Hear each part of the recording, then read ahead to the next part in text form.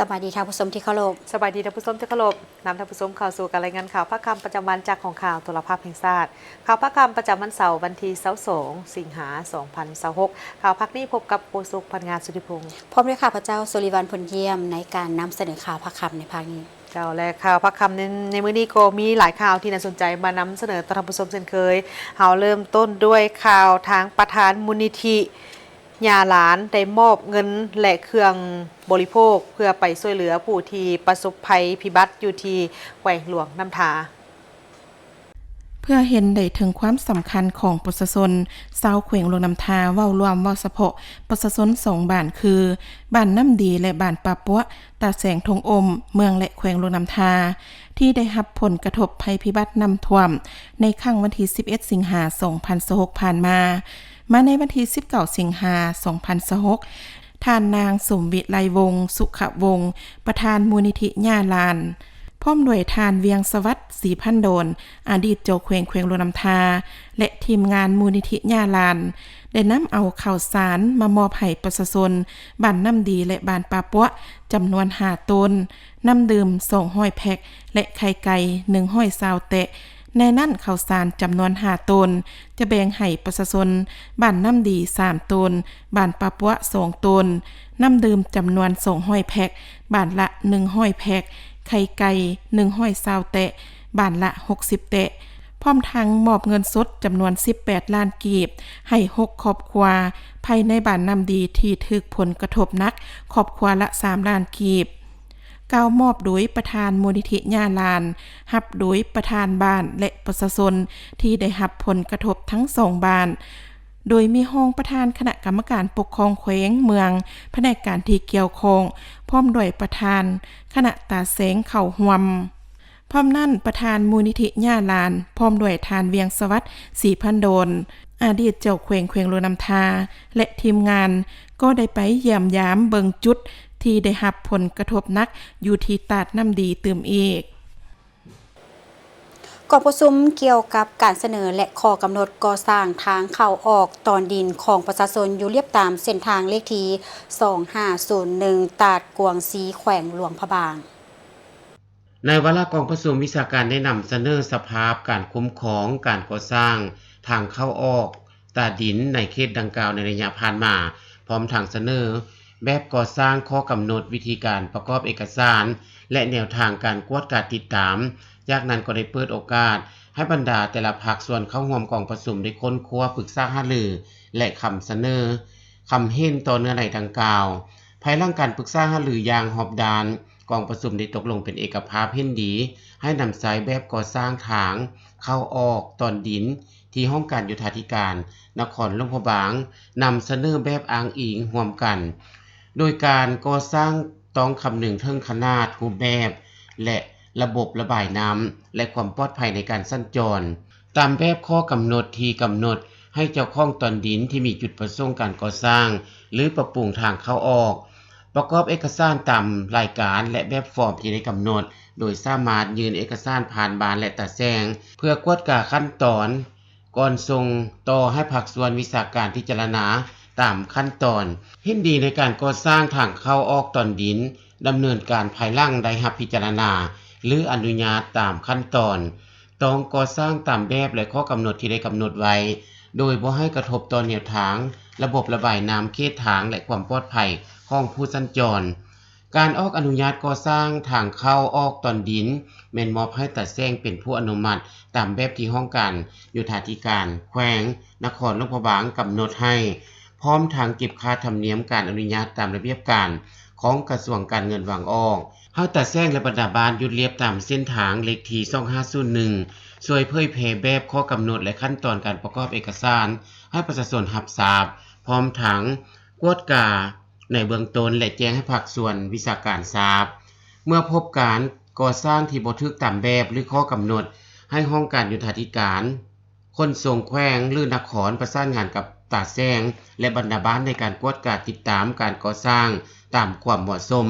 โดยเน้นการก่อสร้างให้ถูกแบบถูกขนาดและบ่ให้กีดขวางทางระบายน้ำหรือส่งผลกระทบต่อการสัญจรหลังจากนั้นก็ได้ลงบทบันทึกร่วมกันเพื่อเป็นเอกสารอ้างอิง ภายหลังสำเร็จหัวหน้าห้องการโยธาธิการและขนส่งนครนพบางพร้อมด้วยวิชาการของแขวงนครก็ได้ลงสำรวจเก็บกำข้อมูลเพื่อออกแบบขั้วเบตงและขั้วเบเลเพื่อแก้ไขปัญหาการสัญจรของประชาชน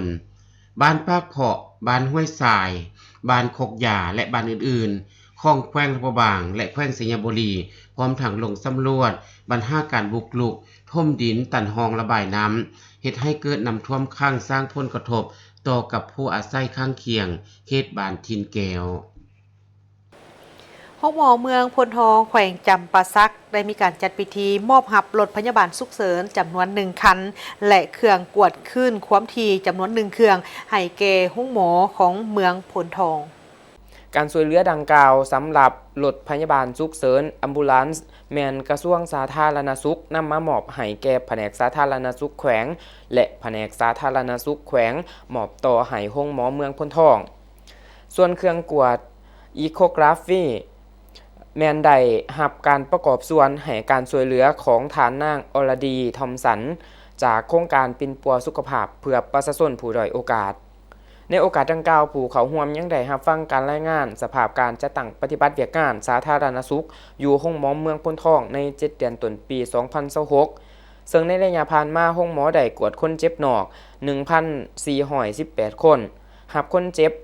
นอนปิ่นปัว326 คนช่วยเกิดลูก48 คนและส่งต่อคนเจ็บไปปิ่นปัวอยู่โรงหมอแขวง100 คนท่านนางอรดีทอมสันได้ให้สัมภาษณ์ว่าการมอบรถพยาบาลฉุกเฉินที่ได้รับการช่วยเหลือของกระทรวงสาธารณสุขก็คือแผนกสาธารณสุขแขวงและมอบเครื่องอีโคกราฟีที่ท่านนางอรดีทอมสันให้การช่วยเหลือแก่โรงหมอเมืองพลทองในครั้งนี้ถือเป็นการประกอบส่วนที่สำคัญของทั้งภาครัฐและบุคคลที่มีความเห็นอกเห็นใจเพื่อนมนุษย์ด้วยกันพร้อมนี้ท่านนางอรดีทอมสันจึงเชิญชวนทุกภาคส่วนในสังคมที่มีเงื่อนไขมาร่วมกันแบ่งปันน้ำใจเพื่อช่วยเหลือผู้ด้อยโอกาสในสังคมโอกาสนี้ท่านดร.บุญมีเคนภากุลหัวหน้าของการสาธารณสุขเมืองพลทองได้แสดงความรู้สึกดีใจและขอบใจมายังภาครัฐขันเทิงก็คือผู้สนับสนุนพร้อมทั้งได้เน้นว่าอุปกรณ์ทางการแพทย์ดังกล่าวโดยเฉพาะรถพยาบาลฉุกเฉินซึ่งโรงหมอเมืองบ่เคยมีมาก่อนมีความหมายสำคัญหลายที่จะช่วยยกสูงคุณภาพการแพทย์การพยาบาลเฮ็ดให้การนำส่งคนเจ็บฉุกเฉินและการกวดวินิจฉัยโรคมีความว่องไวทันเวลาลดปัญหาการรอท่ารถกู้ภัยและเพิ่มความปลอดภัยให้แก่คนเจ็บแขวงเซกองจัดพิธีปาฐกถาวันสั่งตั้งแนวลาวสร้างชาติครบรอบ76 ปี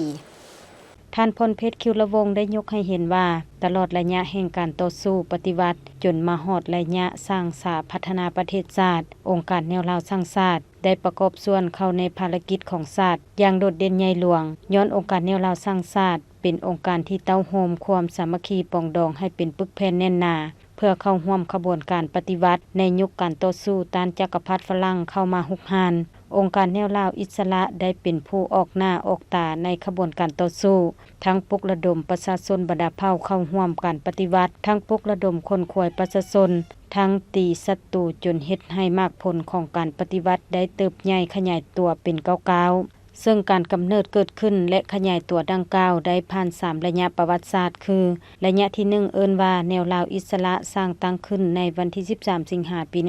1950อยู่เตรียนกวางสาธารณรัฐสังคมนิยมเวียดนามเพื่อเต้าโฮมทุกกำลังที่มีจิตใจอยากมีอิสรภาพต่อสู้ต้านลัทธิล่าเมืองขึ้นแบบเก่าระยะที่2เอิ้นว่าแนวลาวรักชาติเพื่อให้สอดคล้องกับสภาพการใหม่มาฮอดปี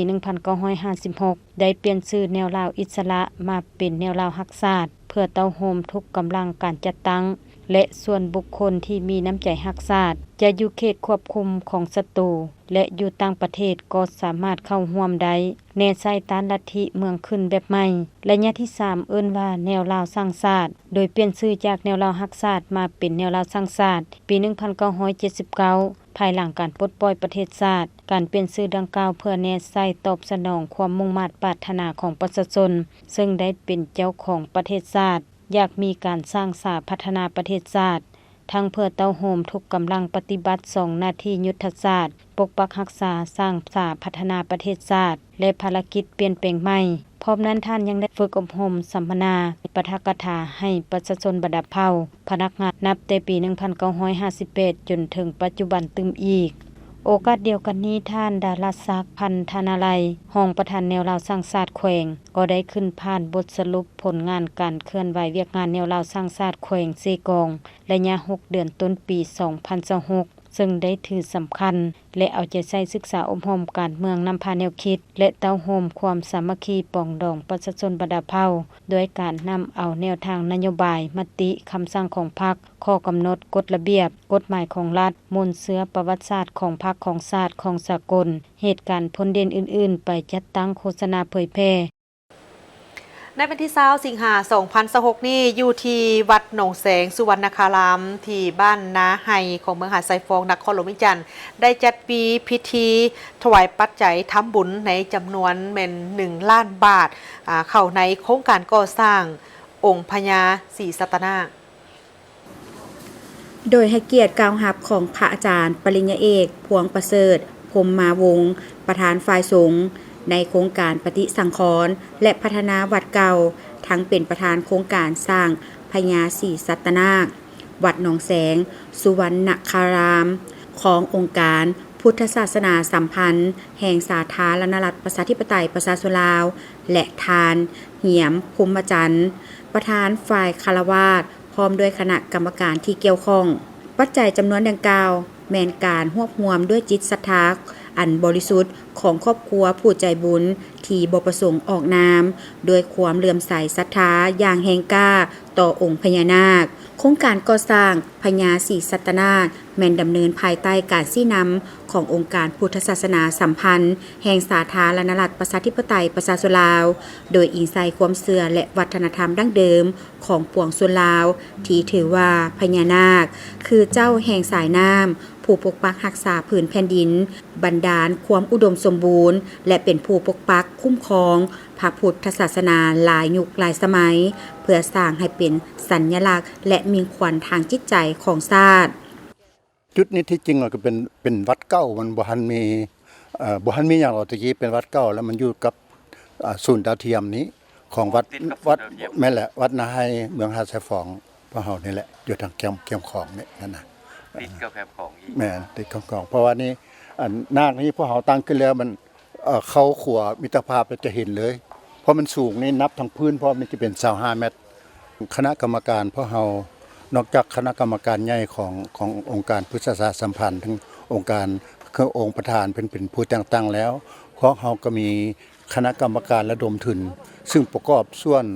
ของตั้งหน้าคณะกรรมการส่วนกลางแนวพวกเฮาอยู่ต่างประเทศแล้วก็มีคนลาวอยู่ต่างประเทศเข้ามาในคณะระดมทุนอันนี้ก็ถือว่าโครงการนี้เป็นโครงการของคนลาวบ่แม่นเฉพาะแต่อยู่ประเทศอยู่ทั่วโลกให้มีส่วนร่วมในกันหมดท่านยังได้กล่าวเติมว่า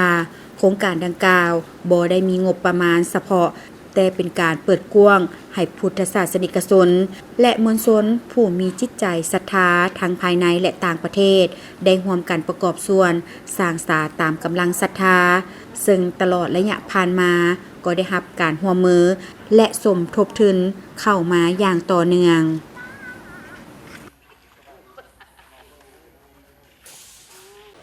ได้มีพิธีประกาศสร้างตั้งตาแสงวังทรายเมืองไซเสถานครหลวงเวียงจันทน์ซึ่งได้จัดขึ้นในวันที่20สิงหาคม 2026ที่ตาแสงวังทรายเมืองไซเสถานครหลวงเวียงจันทน์โดยการเป็นเกียรติเข้าร่วมของทานพงศวรรค์ศิริพันธ์กรรมการประจำพรรคประธานแนวลาวสร้างชาตินครหลวงเวียงจันทน์ท่านนางบัววรสุขละแสงเลขาคณะพรรคเมืองไซเสถาพร้อมด้วยภาคส่วนที่เกี่ยวข้องในพิธีทานกลุ่มภาวาจำปาสุขประธานคณะกรรมการปกครองเมืองไซเสถาได้ให้ฮู้ว่าตาแสงวังทรายเป็นตาแสงหนึ่งใน4ตาแสงที่ขึ้นกับเมืองไซเสถานครหลวงเวียงจันทน์ตั้งอยู่เขตเทศบาลเมืองประกอบมี11บ้านรวมมีบ้านจอมมณีโพนพะเนาหองสุภาพโนนสวรรค์หนองเนียงโนนสงาอามอนแสงสว่างสำเควังทรายและบ้านโนนสวรรค์ตาแสงวังทรายมีเนื้อที่ทั้งหมด16กิโลตารางเมตรมีพลเมือง 34,000 กว่าคน 7,000 กว่าครอบครัวอาชีพส่วนใหญ่แม่นพนักงานนักธุรกิจและสาวค้าขาย การสั่งตั้งตะแสงวังทรายในครั้งนี้บ่เพียงแต่เป็นการจัดตั้งปฏิบัติตามระเบียบการเท่านั้นแต่ยังเป็นการยกระดับการบริหารรัฐให้ใกล้ชิดกับประชาชนเพื่อประสิทธิภาพในการพัฒนาเศรษฐกิจสังคมให้ก้าวไปสู่ความทันสมัยและยืนยงในพิธียังได้มอบมติตกลงจากองค์การปกครองเมืองไซเซทามอบให้คณะบริหารงานตาแสงวังทรายและได้มอบใบย่องยอให้องค์การปกครองบ้าน11บ้านที่ขึ้นกับตาแสงวังทรายและผู้ให้การสนับสนุนจากนั้นก็ได้รับฟังการอบรมให้ทิศชี้นำจากฐานพงศวรรค์ศิริพันธ์เพื่อเป็นทิศทางที่ดีในการจัดตั้งปฏิบัติเวียกงานต่างๆของตาแสงวังทรายและ11บ้านที่ขึ้นกับตาแสงวังทรายพร้อมกันพัฒนาเศรษฐกิจสังคมเห็นให้ชีวิตการเป็นอยู่ของประชาชนนับมีบาทก้าวขยายตัวขึ้นในตอนท้ายของพิธีการนำนครหลวงเมืองและภูเขาห่วมก็ได้ร่วมกันเปิดป้ายพร้อมทั้งหลั่นคอง9 บาทเพื่อเป็นสิริมงคลในงานและเยี่ยมชมสถานที่เฮ็ดเวียกของตาแสงวังทรายเติมอีกทางด้านองค์การอัยการปฏิสนสูงสุดก็ได้มีการจัดกองประชุมในการระดมความคิดเห็นต่อกับเอกสารสำคัญในจำนวน3ฉบับเกี่ยวกับกลไกการประสานงานและการติดตามกวดกาการดำเนินคดีแพ่งของทางองค์การอัยการปฏิสนสูงสุดเพื่อเป็นการปรับปรุงเนื้อในให้มีความสมบูรณ์และสอดคล้องกับกฎหมายฉบับปรับปรุงปี2024พร้อมทั้งสามารถนำไปจัดตั้งปฏิบัติให้ถูกต้องและเป็นเอกภาพกันในขอบเขตทั่วประเทศกองประชุมภายใต้การเป็นประธานของท่านคำเพชรสมวรจิตรองหัวหน้าองค์การอัยการปฏิสนสูงสุดสำหรับเอกสาร3ฉบับที่นำมาปรึกษาหารือประกอบด้วยห่างกฎหมายว่าด้วยวิทยาศาสตร์ห่างกฎหมายค้นคว้าวิทยาศาสตร์หัวข้อการติดตามกวดกาการดำเนินคดีแพ่งขององค์การอัยการปฏิสนสูงสุดห่างคำแนะนำของหัวหน้าองค์การอัยการปฏิสนสูงสุดว่าด้วยการจัดตั้งปฏิบัติมาตรา54 55และ56ของกฎหมายว่าด้วยองค์การอัยการปฏิสนฉบับปรับปรุงปี2024และห่างคำแนะนำห่วมระหว่างองค์การอัยการปฏิสนกับศาลปฏิสนเพื่อเปลี่ยนแทนคำแนะนำห่วมฉบับเลขที่001/อปสจุดสปสสลงวันที่12 มังกร 2017กองประชุมในครั้งนี้ผู้เข้าร่วมแม่นได้พร้อมกันสุ่มใส่ในการประกอบคำคิดเห็นต่อกับพื้นฐานทางทฤษฎีพื้นฐานกฎหมายและสภาพการปฏิบัติการกำหนดความหมายหลักจำเป็นเงื่อนไขและขอบเขตของคดีที่พัวพันถึงผลประโยชน์ของรัฐผลประโยชน์รวมหมู่ผลประโยชน์ของสังคมสิทธิและผลประโยชน์อันชอบธรรมของเด็กและบุคคลที่บ่มีความสามารถทางด้านการประพฤติพร้อมเดียวกันด้านกองประชุมก็ยังได้ปรึกษาหารือเกี่ยวกับฐานะของคดีสิทธิและหน้าที่ผู้การเข้าร่วมขององค์การอัยการปฏิสนการส่งหับสำนวนการค้นคว้าสำนวนการก้าเกี่ยมคำแถลงการห้องฟ้องการคัดค้านและการติดตามผลคดีรวมถึงกลไกการประสานงานระหว่างองค์การอัยการปฏิสนกับศาลปฏิสนให้จะแจ้งสอดคล้องบ่ซ้ำซ้อนและบ่กระทบต่อความเป็นเอกราชในการพิจารณาคดีของศาลในวันที่ 18 สิงหาคม 2026 ที่ผ่านมามหาวิทยาลัยวิทยาศาสตร์สุขภาพได้จัดกองประชุมการส่งเสริมความรู้ด้านสุขภาพจิตให้แก่บุคลากรการแพทย์ในสาธารณรัฐประชาธิปไตยประชาชนลาวกองประชุมในครั้งนี้โดยการเป็นประธานของศาสตราจารย์ปริญญาเอกดร.ไมฟองไมไซผู้อำนวยการมหาวิทยาลัยวิทยาศาสตร์สุขภาพกองประชุมครั้งนี้จัดขึ้นภายใต้การสนับสนุนจากบริษัทยา VE และผู้ที่เข้าร่วมจากหลายภาคส่วนที่เกี่ยวข้องกองประชุมในครั้งนี้ก็เพื่อส่งเสริมความรู้ความเข้าใจและทักษะพื้นฐานด้านสุขภาพจิตให้แก่บุคลากรการแพทย์เพื่อให้สามารถรู้จักปัญหาสุขภาพจิตประเมินอาการเบื้องต้นและคำแนะนำและส่งต่อผู้ป่วยให้ได้รับการดูแลจากผู้เชี่ยวชาญอย่างเหมาะสมในโอกาสนี้บรรดาผู้เชี่ยวชาญด้านสุขภาพจิตก็ได้นำเสนอและแลกเปลี่ยนความรู้ในหลายหัวข้อสำคัญเช่นสถานการณ์สุขภาพจิตในสาธารณรัฐประชาธิปไตยประชาชนลาวเวียกงานการบริการสุขภาพจิตและพัฒนาการของเวียกงานจากอดีตจนถึงปัจจุบันสุขภาพจิตในเด็กและวัยรุ่นกลุ่มพยาธิทางอารมณ์กลุ่มพยาธิที่วิตกกังวลรูปแบบอาการของพยาธิจิตปัญหาการใช้สารยาเสพติดและการบำบัดทางจิตด้วยการโอ้ลม ศูนย์กลางสาวหนุ่มปัตตชนปฏิวัติลาวได้มีการประดับเหรียญของทางสาวหนุ่มตะลุมบอนพร้อมทางมอบใบย่องยอให้กับทางคณะนำพาครูฝึกและนักกีฬาทีมชาติลาวที่ได้สำเร็จการเข้าร่วมในการแข่งขันงานมหกรรมกีฬาซีเกมครั้งที่ 33 พาราเกมครั้งที่ 13 ที่ราชอาณาจักรไทยพร้อมกับงานมหกรรมกีฬาบานเตะนักศึกษาสากลครั้งที่ 1 อยู่ที่นครโฮจิมินห์สาธารณรัฐสังคมนิยมเวียดนามอิงตามการค้นคว้านำเสนอของกรมจัดตั้งและโครงการของศูนย์กลางสาวหนุ่มปัตตชนปฏิบัติลาวคณะบริหารงานศูนย์กลางสาวหนุ่มปัตตชนปฏิบัติลาวได้ตกลงมอบเหรียญสาวหนุ่มตะลุมบอนให้แก่นักกีฬาเปตังทีมชาติลาวที่มีผลงานดีเด่นในการสร้างชื่อเสียงให้แก่ประเทศชาติสามารถญาติเอาเหรียญคำในการแข่งขันในงานมหกรรมกีฬาซีเกมครั้งที่ 33 ที่ราชอาณาจักรไทยก็คือท่านนางโบวิลักษ์เทพพกันท่านบุญตาเนิดสวัสดิ์และท่านนางน้อยมณีธรพร้อมด้วยท่านนางมณีวันสุริยาพร้อมเดียวกันนี้ก็ยังได้มีการมอบใบย่องยอให้แก่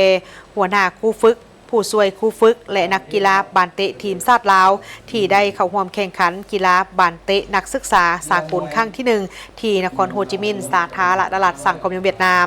ในโอกาสดังกล่าวนี้คณะบริหารงานศูนย์กลางสาวหนุ่มปัตตชนปฏิบัติลาวก็ได้มีการตกลงมอบเหรียญสาวหนุ่มตะลุมบอนให้แก่นักกีฬายิงปืนคนพิการทีมชาติลาวที่มีผลงานดีเด่นในการสร้างชื่อเสียงให้แก่ประเทศชาติสามารถญาติเอาเหรียญคำในการแข่งขันในงานมหกรรมกีฬาพาราเกมครั้งที่ 13 ที่ราชอาณาจักรไทยก็คือท่านไซสวรรค์มหาไซท่านเฉลิมไซไซยสิทธิ์พร้อมเดียวกันนั้นก็ยังได้มีการมอบใบย่องยอให้กับทางหัวหน้าคณะผู้ฝึกและนักกีฬาคนพิการทีมชาติลาวเซนกีฬาแลนและลานคนพิการทีมชาติลาวกีฬายิงปืนกีฬาเทนนิสกีฬาโกนบานและกีฬาบ่านบ่วงล่อเรือนกีฬาฟันดาบยกน้ำหนักและกีฬาบานเตะคนพิการให้เกียรติมอบโดยเมนทานทองลีศรีสุริตเลขาคณะบริหารงานสาวหนุ่มปัตตชนปฏิบัติลาวท่านผู้ชมในเคารพวันหยุดอำนาจ23สิงหาคม1975เป็นวันที่มีความหมายสำคัญหลายสำหรับปัตตชนลาวทั้งชาติเพราะว่าเป็นไซสนะดังกล่าวนี้แม่นหมากผลแห่งการต่อสู้ในการปฏิวัติอันยืดเยื้อยาวนานของปัตตชนลาวบรรดาเผ่าภายใต้การนำพาของพรรคปัตตชนปฏิวัติลาวมันแม่นผลที่เกิดมาจากความกล้าหาญประดิษฐ์สร้างแห่งการนำไส้3 บาทค้อนยุทธศาสตร์เพื่อเป็นการยึดอำนาจการปกครองในทั่วประเทศแบบบัวบ่ให้ซ้ำน้ำบ่ให้คุณแม่นไซสนะของแนวทางการปฏิบัติอันถูกต้องและการนำพาอันสลาดส่องใสของพรรคปัตตชนปฏิวัติลาววันยึดอำนาจ23สิงหาคม1975มีความหมายสำคัญหลายสำหรับปัตตชนทั้งชาติเพราะว่าไซสนะดังกล่าวแม่นหมากผลแห่งการต่อสู้ปฏิวัติอันยืดเยื้อยาวนานของปัตตชนลาวบรรดาเผ่าภายใต้การนำพาของพรรคปัตตชนปฏิวัติลาวมันแม่นผลที่เกิดจากความกล้าหาญประดิษฐ์สร้างแห่งการนำไส้3 บาทค้อนยุทธศาสตร์เพื่อยึดอำนาจการปกครองในทั่วประเทศแบบบัวบ่ให้ซ้ำน้ำบ่ให้คุณแม่นไซสนะของแนวทางการปฏิบัติอันถูกต้องและการนำพาอันสลัดส่องใสของพรรคผู้มูลไส้ลัทธิมาร์กเลนินเข้าในพฤติกรรมตัวจริงของการปฏิวัติลาวอย่างประดิษฐ์สร้างมันแม่นไซสนะกำลังแห่งความสามัคคีเป็นจิตหนึ่งใจเดียวของปวงชนลาวทั้งชาติความเป็นอันหนึ่งอันเดียวกันของกองทัพและปัตตชนบรรดาเผ่าแม่นไซสนะของความสามัคคีร่วมสัมพันธ์สู่หบระหว่างปัตตชนลาวปัตตชนเวียดนามและปัตตชนกัมพูชีที่ได้เคียงบ่าเคียงไหลกันต้านศัตรูตัวเดียวกันตลอดระยะการปฏิบัติปลดปล่อยชาติในเมื่อก่อนก็คือภารกิจของการปกปักรักษาและสร้างสาประเทศชาติในปัจจุบันภายใต้การนำพาของพรรคมหาชนสั้นขนต่างๆในเขตปกครองของศัตรูและในเขตเป็นกลางเป็นต้นแมนกรรมกรชาวนานักเรียนนักศึกษาได้ลุกขึ้นและเข้าร่วมการต่อสู้นับมือนับลายขบวนการต่อสู้ของมหาชนได้แพร่ลามกว้างออกไปอย่างไววาด้วยท่วงท่าอันแข็งแรงฝดฟื้นดึงดูดเต้าโฮมเอากำลังได้อย่างหลงลายในหมู่ข้าราชการสาวค้าขายพระสงฆ์สามเณรนับทั้งนายและพลทหารตำรวจเข้าร่วมขบวนการต่อสู้ซึ่งขยายตัวเป็นกระแสฟ้องสูงสุดเช่นการลุกขึ้นของกรรมกรไฟฟ้าเวียงจันทน์ การลุกขึ้นต่อสู้อย่างมันเหนียวทนทานตลอด 42 วันและคืนของประชาชนชาวเมืองหนองบกแขวงขมวนสามารถยัดได้สิทธิ์เป็นเจ้าสร้างตั้งอำนาจการปกครองปฏิบัติขึ้นการลุกขึ้นประกาศแยกตัวออกจากฝ่ายเวียงจันทร์ของกองทัพ102มาขึ้นกับรัฐบาลประสบโดยกงการลุกขึ้นของมหาชนตั้งแต่ตัวเมืองฮอดชนบทในเขตกวดกาของฝ่ายเวียงจันทร์ได้ระเบิดขึ้นอย่างฝุดฟื้นต่อเนื่องด้วยหลายรูปการซึ่งมีผู้เข้าร่วมหลายแสนคนเหตุให้หัวโปปฏิการในกองจักรทหารและการปกครองหุ่นตกสะท้านย่านกลัวโดยได้รับการสนับสนุนของบรรดากำลังประกอบอาวุธปฏิบัติ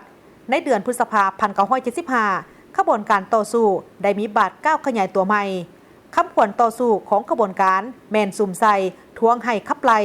พวกเจ้าหน้าที่ทหารและพวกนักสืบของอเมริกาออกจากลาว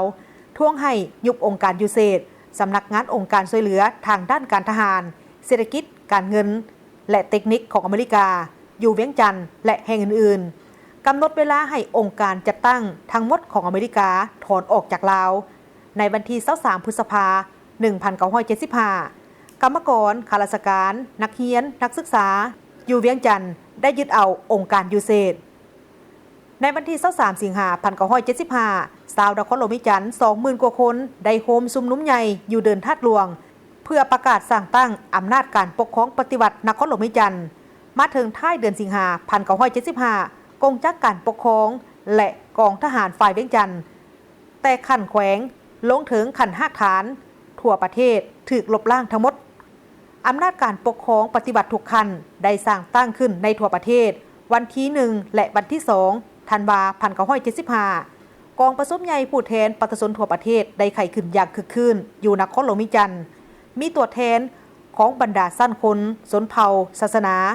ผู้แทนของบรรดาองค์การจัดตั้งมหาชนผู้ทรงคุณวุฒิปัญญาชนและผู้แทนของกำลังประกอบอาวุธรวม246คนเข้าร่วมกองประชุมใหญ่ได้ตกลงรับร้องเอาการสละพระราชบัลลังก์ของเจ้าชีวิตตกลงยุบรัฐบาลชั่วคราวและคณะมนตรีผสมการเมืองแห่งชาติ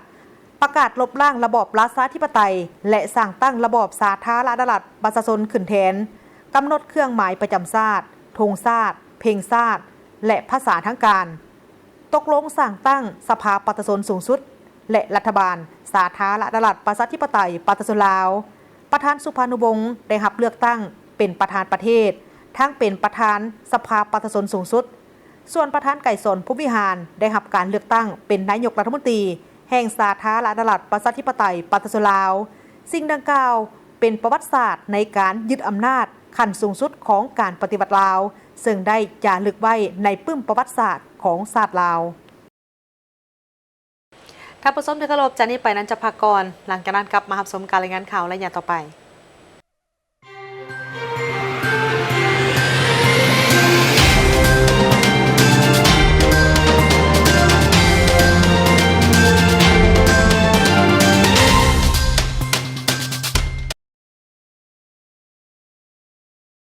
ทุ่งชาติลาว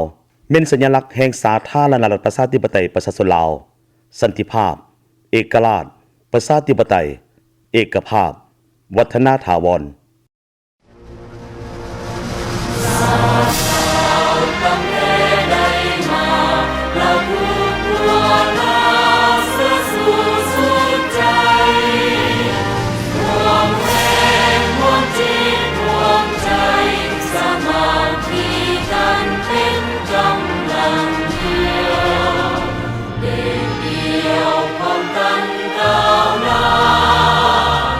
อุตสาห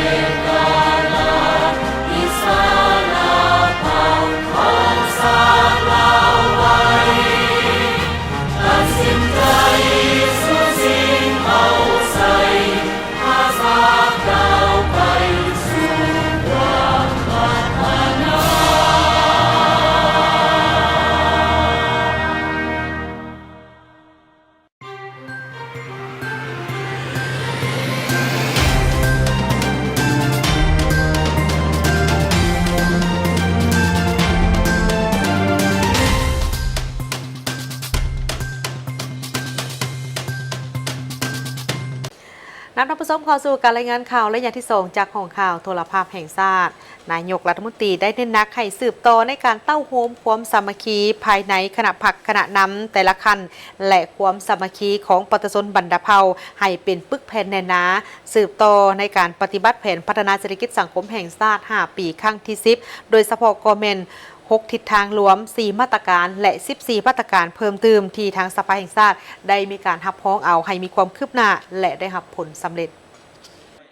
ในตอนบ่ายวันที่ 19 สิงหาคม 2026ท่านสอนไซศรีพันดรนายกรัฐมนตรีได้พบปะโอลมต่อการนำและพนักงานลักแหล่งแขวงบ่อแก้วอยู่ที่นี่พลจัตวาสุขพจันทร์ศรีละเพชรประธานคณะกรรมการปกครองแขวงบ่อแก้วได้รายงานให้ทราบเกี่ยวกับสภาพการพัฒนาเศรษฐกิจสังคมของแขวงระยะ6 เดือนต้นปี 2026เห็นว่าทั่วแขวงสืบต่อมีเสถียรภาพทางด้านการเมืองอย่างนักแน่นสังคมมีความสงบและเป็นระเบียบเรียบร้อยโดยพื้นฐานเศรษฐกิจขยายตัวอยู่ในระดับ 5.1 ส่วนห้อยการเก็บรายรับเข้างบประมาณได้ 63 ส่วนห้อยของแผนการปีการปฏิบัติแผนรายจ่ายได้ 36 ส่วนห้อยของแผนการปีและการผลิตพืชผักและเสบียงอาหารสามารถกุ้มภายในแขวงการก่อสร้างปรับปรุงเส้นทางต่างๆและการตะฟังเจือนอยู่แต่ละจุดล้วนแต่มีความคืบหน้าเป็นก้าวๆได้เอาใจใส่ในการพัฒนาปรับปรุงคุณภาพการศึกษาและการบริการสาธารณสุขให้ดีขึ้นทางได้พัฒนาบรรดาแหล่งท่องเที่ยวในทั่วแขวงเพื่อดึงดูดนักท่องเที่ยวสำหรับการประกาศสั่งตั้งตาแสงภายในแขวงมีทั้งหมดแม่น23ตาแสงพร้อมทางได้ลงสุกยู่สร้างความเข้มแข็งทางด้านการจัดตั้งเพิ่มบทบาทการนำพาของคณะกรรมการปกครองตาแสงและสำเร็จการมอบหับอุปกรณ์งบประมาณที่ศูนย์กลางประกอบให้ตาแสงต่างๆในโอกาสดังกล่าวท่านนายกรัฐมนตรีก็ได้มีความเห็นโอ้ล้มต่อผู้ที่เข้าร่วมโดยได้เน้นหนักให้ทางคณะผักคณะนำและพนักงานลักแหล่งแต่ละคันเอาใจใส่ตื่มบางด้านเป็นต้นสืบต่อจัดตั้งปฏิบัติเวียกงานป้องกันชาติป้องกันความสงบให้รับประกันเสถียรภาพทางด้านการเมืองอย่างนักแน่นสังคมมีความสงบและเป็นระเบียบเรียบร้อยพร้อมทางแก้ไขบรรดาปรากฏการณ์ย่อท้อทางสังคมให้ลดน้อยถอยลงสืบต่อเต้าโฮมความสามัคคีภายในคณะผักคณะนำแต่ละคันและความสามัคคีของประชาชนบรรดาเผ่าให้เป็นปึกแผ่นแน่นา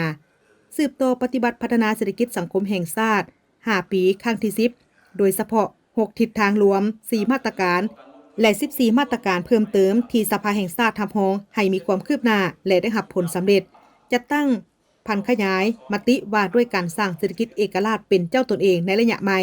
ให้เป็นขบวนและหันเปลี่ยนอย่างแข็งแรงสุ่มใส่การหันจัดเก็บรายรับเป็นทันสมัยจัดเก็บรายรับของงบประมาณจากฐานที่มีอยู่แล้วให้ครบถ้วนและขยายฐานรายรับใหม่ให้มีความมั่นคงเอาใจใส่ในการคุ้มครองเศรษฐกิจพิเศษและเขตเศรษฐกิจอุตสาหกรรมต่างๆให้มีการเคลื่อนไหวอย่างมีประสิทธิผลคุ้มครองรายจ่ายให้รัดกุมบนจิตใจประหยัดยกสูงประสิทธิภาพประสิทธิผลของการลงทุนพัฒนาพื้นฐานโครงสร้างโดยกวดกาคืนบรรดาโครงการที่เซ็นสัญญาไปแล้วนั้นหากบ่มีความคืบหน้าต้องได้มีการกล่าวเตือนและก้าวไปถึงการแจ้งโจะโครงการเข้มงวดคุ้มครองการขุดค้นแร่ธาตุตามคำสั่งของนายกรัฐมนตรีหากบ่อนใดที่มีการละเลยเมิดเสยต่อหน้าที่แม่นให้องค์การกวดกาแห่งรัฐกวดกาและมีมาตรการอย่างเด็ดขาดเอาใจใส่ปรับปรุงคุณภาพการเรียนการสอนทุกสั้นทุกสายให้ได้รับผลดีแก้ไขการปะละการเรียนและเกี่ยมความพร้อมให้แก่การนำใช้หลักสูตรสายสามัญศึกษาใหม่ 6+3+3 เฝ้าระวังพยาธิตามฤดูกาลส่งเสริมการฝึกอบรมวิชาชีพพัฒนาฝีมือแรงงานคุ้มครองแรงงานต่างด้าวให้เข้าสู่ระบบสืบต่อพัวพันร่วมมือกับต่างประเทศเพื่อมิตรยุทธศาสตร์เพื่อญาติแยงการลงทุนและการช่วยเหลือพร้อมทางติดตามแก้ไขปัญหาล่อแหลมต่างๆตามชายแดนให้สืบต่อมีความสงบปลอดภัยจากนั้นท่านนายกรัฐมนตรีพร้อมด้วยคณะก็ได้สืบต่อเยี่ยมยามและติดตามสภาพการจัดตั้งปฏิบัติเวียกงานอยู่ที่ขัวมิตรภาพลาวไทยแห่งที่4ห้วยทรายเสียงคองซึ่งได้รับฟังการรายงานสภาพการจัดตั้งปฏิบัติเวียกงานในระยะที่ผ่านมาเวียกงานกวดกาเข้าออกเมืองนับตั้งแต่เมื่อเปิดการนำไส้ดานถึงเดือนมิถุนายนของปี 2026ให้บริการเข้าออกภายในและต่างประเทศจำนวน3 ล้านกว่าเถื่อคนในนี้ค้นเข้าจำนวน2 ล้านกว่าเถื่อคนและค้นออกจำนวน1 ล้านกว่าเถื่อคนส่วนเวียกงานของการจัดเก็บภาษีอากรประจำด่านนับตั้งแต่เมื่อเปิดการนำไส้ดานวันที่30 เดือนกรกฎาคมของ 2026สามารถปฏิบัติได้ 3,023 ตื้อกีบแผนรายรับของปี 2026ข ของด่านภาษีสากลขัวมิตรภาพ 4 จำนวน614ตื้อกีบในระยะ 7 เดือนที่ผ่านมาซึ่งปฏิบัติได้แล้ว400กว่าตื้อกีบเท่ากับ 65.21 ส่วนห้อยของแผนการปีการจัดเก็บรายหับผ่านระบบทันสมัยประกอบมีระบบแจ้งภาษีด้วยอิเล็กทรอนิกส์ระบบคุ้มครองพาหนะเข้าออกโบ53ระบบกวดกาตู้สินค้าด้วยระบบสายแสงระบบการจัดเก็บค่าธรรมเนียมผ่านตู้เก็บเงินอิเล็กทรอนิกส์มีทั้งหมดแม่น10ตู้ระบบคุ้มครองสร้างภาษีทันสมัย CWMS แหล่งรายหับที่ได้มาจากน้ำมันพาหนะเครื่องอะไหล่เครื่องก่อสร้างเครื่องไฟฟ้าเครื่องอิเล็กทรอนิกส์และค่าธรรมเนียมด้านสินค้าผ่านแดนประเภทหมากไม้หมากทุเรียนหมากลำไยหมากมังคุดและหมากไม้อื่นๆตามฤดูกาลส่วนเวียกงานวีซ่ากับด่านเริ่มตั้งแต่มื้อเปิดให้บริการวีซ่ากับด่านสากลมาฮอดเดือนกรกฎาคมของปี 2026 แม่นสามารถปฏิบัติได้243ตื้อกีบและพร้อมกับด้านเวียกงานอื่นๆก็มีผลสำเร็จนอกจากนี้ท่านนายกรัฐมนตรีก็ยังได้ตีราคาสูงและแสดงความสมเสยต่อพนักงานทุกแขนงการที่ได้เอาใจใส่เข้าในการจัดตั้งปฏิบัติเวียกงานบรรลุผลสำเร็จตามแผนที่วางไว้พร้อมทั้งให้เอาใจใส่เกี่ยวกับเวียกงานแต่ละแขนงการที่ตนรับผิดชอบให้มีผลสำเร็จรัฐมนตรีกระทรวงวัฒนธรรมและการท่องเที่ยวได้พบปะอบรมพนักงานหลักแหล่งภายในแผนกมีคณะแผนกผู้ตั้งหน้าแผนกการและกรมกองที่เกี่ยวข้องที่แขวงหลวงพระบางในวันที่ 19 สิงหาคม 2026 ที่ผ่านมาที่แผนกวัฒนธรรมและการท่องเที่ยวแขวงหลวงพระบางท่านนางสวนสวรรค์วิญญาเกตรัฐมนตรีกระทรวงวัฒนธรรมและการท่องเที่ยวได้พบปะอบรมพนักงานหลักแหล่งภายในแผนกมีคณะแผนกผู้ตั้งหน้าแผนกการกรมกองที่เกี่ยวข้องและพนักงานเข้าร่วมท่านนางสวนสวรรค์วิญญาเกตกล่าวว่าการจัดกองประชุมครั้งนี้เป็นการปฏิบัติตามแผนการสุขยู่เวียกงานอยู่ท้องถิ่นตามทิศชี้นำของรัฐบาลเพื่อเฮ็ดให้เวียกงานที่ปิ่นอ้อมในขงเขตวัฒนธรรมและท่องเที่ยวของแขวงหลวงพระบางได้รับการพัฒนาตามทิศทางที่ตั้งไว้รับประกันได้การแก้ไขปัญหาที่มีความยุ่งยากและสิ่งท้าทายต่อแต่ละเวียกงานในระยะผ่านมาจากนั้นท่านนางสุดาพรคมทวงศ์หัวหน้าแผนกวัฒนธรรมและการท่องเที่ยวได้รายงานผลสำเร็จในการปฏิบัติเวียกงานใน6เดือนผ่านมาอันพ้นเด่นสามารถสร้างครอบครัววัฒนธรรมได้56ครอบครัวสร้างบ้านวัฒนธรรมได้1บ้านขึ้นทะเบียนมรดกวัฒนธรรมนามธรรม16หัวข้อได้รับร้องเอาหัวข้อมรดกวัฒนธรรมนามธรรมใน12เมืองภายในแขวงจำนวน463หัวข้อได้พัฒนาปรับปรุงพื้นฐานโครงสร้างยกระดับคุณภาพสถานที่ท่องเที่ยวให้ได้ตามมาตรฐานสถานที่ท่องเที่ยวระดับชาติ3สถานที่คือหอพิพิธภัณฑ์แห่งชาติหลวงพระบางได้5ดาวน้ำตกตาดกวงซีและผู้สีได้4ดาวสามารถดึงดูดนักท่องเที่ยวเข้ามาเที่ยวชมได้1ล้านกว่าเทื่อคนเทียบใส่ในระยะเดียวกันของปีได้ลดลง 884,700 กว่าเทื่อคนสามารถปกปักรักษามรดกได้ยืนยงและคงคุณค่าสำหรับการจัดตั้งปฏิบัติ14กิจกรรมที่ปิ่นอ้อมการเฉลิมฉลองหลวงพระบางเข้าเป็นมรดกโลกครบรอบ30ปีสำเร็จการรายงานสถานภาพการปกปักรักษามรดกโลกหลวงพระบางประจำปี 2025เขียนบทรายงานโครงการปรับปรุงนิติกรรมคุ้มครองแผนผังปกปักรักษา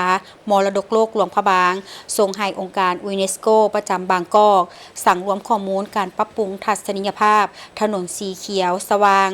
ขออภัยถนนสีสว่างวงถนนสักกลินส่งให้กรมมรดกและสนองข้อมูลการอนุรักษ์มรดกโลกหลวงพระบางให้สถาบันเกาหลีเก็บกำข้อมูลมรดกวัฒนธรรมที่บ่เป็นวัตถุหัวข้อการผลิตดินขอเผาพื้นเมืองสำเร็จ30ส่วนห้อยสมาชิกพรรคภาคฐานแผนกศึกษาธิการและกีฬานครหลวงเวียงจันทร์รับฟังการเผยแพร่การเสื่อมซึมกฎระเบียบของพรรคประชาชนปฏิวัติลาวสมัยที่12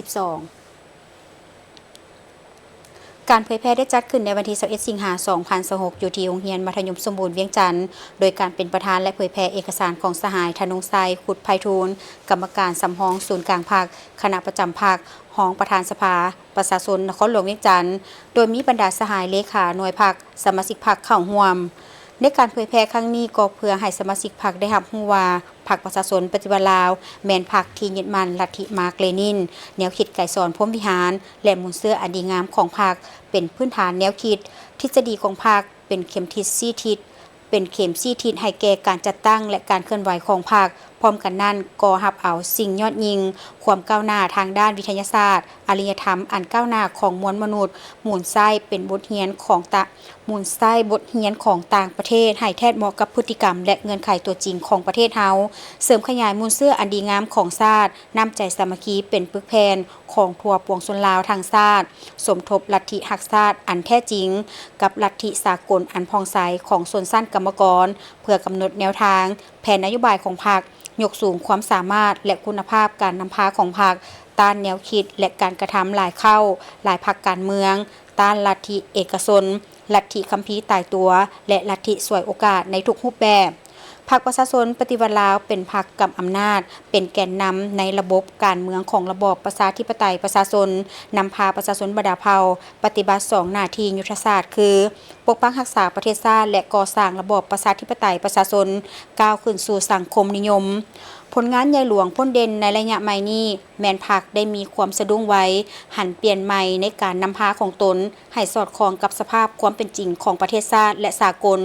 ด้วยการวางแผนแนวทางเปลี่ยนแปลงใหม่รอบด้านมีหลักการของพรรคซึ่งสามารถปกปักรักษาความเป็นเอกราชอำนาจอธิปไตยและผืนแผ่นดินอันครบถ้วนของประเทศชาติไว้ได้อย่างมั่นคงเศรษฐกิจสังคมได้มีการขยายตัวอย่างต่อเนื่องตามทิศหันเป็นอุตสาหกรรมหันเป็นทันสมัยสิทธิ์เป็นเจ้าของประชาชนลาวบรรดาเผ่าได้รับการเสริมขยายและเปิดกว้างออกในสังคมความสามัคคีเป็นเอกภาพภายในพรรคสำหรับกฎระเบียบพรรคประชาชนปฏิวัติลาวสมัยที่12มีทั้งหมด15หมวดและ64มาตราทั้งหมดนี้คือการรายงานข่าวภาคคำประจำวันจากห้องข่าวโทรภาพแห่งชาติขอบใจที่บริการให้เกียรติติดตามรับชมข่าวและพบกันได้ใหม่ในการรายงานข่าวภาคต่อไปส่วนข่าวภาคนี้คุณโซทั้งสองพร้อมกับทีมข่าวภาคคำลาท่านผู้ชมไปก่อนสบายดี